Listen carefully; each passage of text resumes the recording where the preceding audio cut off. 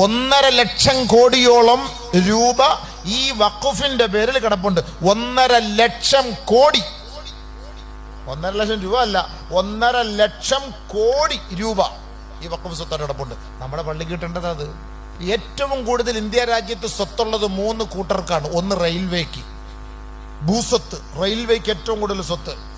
2 ഈ നാവികസേന, കരസേന, നാവികസേന, ഇവർക്കാണ് ഏറ്റവും കൂടുതൽ സ്വത്ത്. 3 വഖഫ് സ്വത്ത്. നമ്മുടെ പള്ളിക്ക് മദ്രസ പണിയാനും ഓഡിറ്റോറിയം പണിയാനും വഖഫ് സ്വത്തിൽ നിന്ന് നമുക്ക് പണം കിട്ടണം. ഓരോ ജമാഅത്തിലെ പ്രസിഡന്റുമാരും അതിന്റെ അവകാശികളെ പോയി നേരിട്ട് കണ്ടാൽ ഉസ്താദന്മാർക്ക് പെൻഷൻ അടക്കമുള്ളത് നമുക്ക് അവിടുന്ന് കിട്ടും. പിന്നെ എന്തിനാ ഈ പൈസ? ഈ പൈസ മുഴുവനും ഇനി അവരുടെ ആ ഒരു സ്വത്തിലേക്ക് ആവാഹിച്ച് മാറ്റിയെടുക്കാൻ പോവാണ്. അതിനെതിരെയാണ് ഇവിടെ യുദ്ധം നടന്നുകൊണ്ടിരിക്കുന്നത്.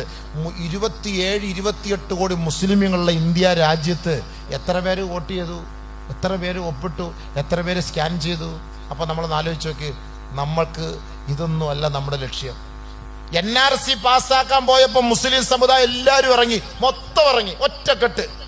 അവിടെ A ഗ്രൂപ്പില്ല, B ഗ്രൂപ്പില്ല, C ഇല്ല, P ഇല്ല, ഒന്നുമില്ല. എന്തെന്നറിയോ? വീടെല്ലാവരെയും പോവും, അവന്റെ സൂപ്പർ മാർക്കറ്റ് പോവും, അവന്റെ ഷോപ്പിംഗ് കോംപ്ലക്സ് പോവും, അവന്റെ കട പോവും. ആർക്കൊരു പ്രശ്നമാണ്. അവന്റെ വീടും സ്വത്തും എല്ലാം പോകുന്ന വേടി വന്നപ്പോ എല്ലാവരും ഒറ്റക്കെട്ടായി. പക്ഷെ ഈ നിയമം വന്നപ്പോഴോ തലാഖിന്റെ പ്രശ്നം വന്നു. പ്രശ്നമില്ല, കല്ലി തലാഖ് വല്ലിയാലും ചൊല്ലിയില്ലെന്ത്, കല്ലിയല്ലേ, പോ, എന്റെ പണി നോക്കി പോ. വഖഫ് കിട്ടിയാലെന്ത്, കിട്ടിയില്ലെന്ത്, എന്റെ പണി നോക്കി പോ. മറ്റേത് നിങ്ങളെ ഇവിടെ നാട് കടത്താൻ പോവാന്ന് പറഞ്ഞപ്പോ എല്ലാവരും ഒറ്റക്കെട്ടായി. അത് പറ്റൂല, എന്റെ കുടുംബം, എന്റെ സ്വത്ത്, എന്റെ മുതലല്ല ഇവിടെ കിടക്കേണ്ട, നാട് കടത്താൻ പറ്റൂല. എന്തായിരുന്നു?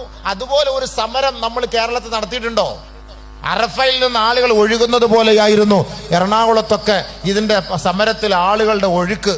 ഇപ്പൊ എന്നാ വഖഫ് സ്വത്തിന് വേണ്ടി ആരിറങ്ങി? ഈ വഖഫ് സംരക്ഷണ റാലിക്ക് വേണ്ടി ആരിറങ്ങി? നമുക്കിതിന്റെ ഗൗരവം അറിയാത്തത് കൊണ്ടാണ് ഈ 1.5 ലക്ഷം കോടി നമ്മുടെ ഹക്കുകാരും അഹലുകാരും കഴിക്കേണ്ടതുമാണ് നമ്മളിൽ നിന്ന് കൈവിടാൻ പോകുന്നത്, വിട്ടുപോകാൻ പോകുന്നത്.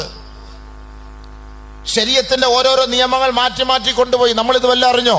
അവസാനം ഓഹരി വെക്കലും നമുക്ക് കിട്ടേണ്ട ഓഹരികളും അതെല്ലാം മാറ്റപ്പെടും. അവസാനം മയ്യത്ത് സംസ്കരിക്കാൻ പാടില്ല, കത്തിക്കണമെന്ന നിയമം വരുമ്പോഴും നമ്മൾ മിണ്ടാതിരിക്കും. ആർക്കും ഒന്നും അതിനെ കുറിച്ച് അറിയില്ല. അതുകൊണ്ട് നമ്മൾ ചെറിയ പ്രശ്നങ്ങൾ പറഞ്ഞ്, എന്റെ മുസ്ലിം സമുദായമേ പ്ലീസ് നിങ്ങളുടെ കൈയും കാലും പിടിക്കാം. നമ്മൾ ചെറിയ പ്രശ്നം പറഞ്ഞ് തമ്മിലടിച്ച് കോടതി കയറിയിറങ്ങി നടക്കാതെ, നമ്മുടെ ശരീഅത്ത് നമുക്ക് എല്ലാവർക്കും ഉള്ളതാണ്.